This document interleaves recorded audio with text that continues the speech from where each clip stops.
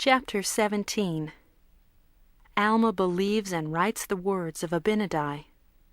Abinadi suffers death by fire. He prophesies disease and death by fire upon his murderers. And now it came to pass that when Abinadi had finished these sayings, that the king commanded that the priests should take him, and cause that he should be put to death. But there was one among them whose name was Alma, he also being a descendant of Nephi.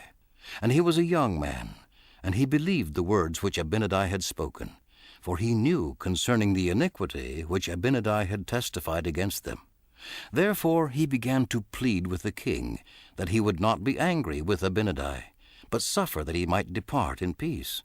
But the king was more wroth, and caused that Alma should be cast out from among them, and sent his servants after him, that they might slay him. But he fled from before them, and hid himself, that they found him not. And he, being concealed for many days, did write all the words which Abinadi had spoken.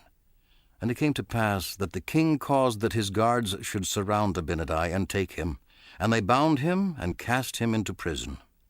And after 3 days, having counseled with his priests, he caused that he should again be brought before him.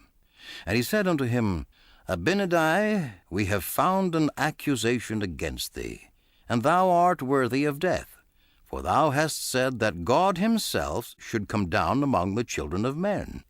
And now for this cause thou shalt be put to death, unless thou wilt recall all the words which thou hast spoken evil concerning me and my people. Now Abinadi said unto him, I say unto you, I will not recall the words which I have spoken unto you concerning this people, for they are true. And that ye may know of their surety, I have suffered myself that I have fallen into your hands. Yea, and I will suffer even until death, and I will not recall my words. And they shall stand as a testimony against you. And if ye slay me, ye will shed innocent blood. And this shall also stand as a testimony against you at the last day. And now King Noah was about to release him, for he feared his word, for he feared that the judgments of God would come upon him. But the priests lifted up their voices against him and began to accuse him, saying, He has reviled the king. Therefore the king was stirred up in anger against him, and he delivered him up that he might be slain. And it came to pass that they took him and bound him and scourged his skin with faggots, yea, even unto death. And now when the flames began to scorch him, he cried unto them, saying, Behold, even as ye have done unto me, so shall it come to pass, that thy seed shall cause that many shall suffer the pains that I do suffer, even the pains of death by fire, and this because they believe in the salvation of the Lord their God. And it will come to pass that ye shall be afflicted with all manner of diseases because of your iniquities.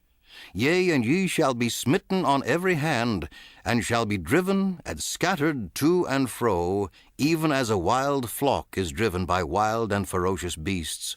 And in that day ye shall be hunted, and ye shall be taken by the hand of your enemies, and then ye shall suffer, as I suffer, the pains of death by fire.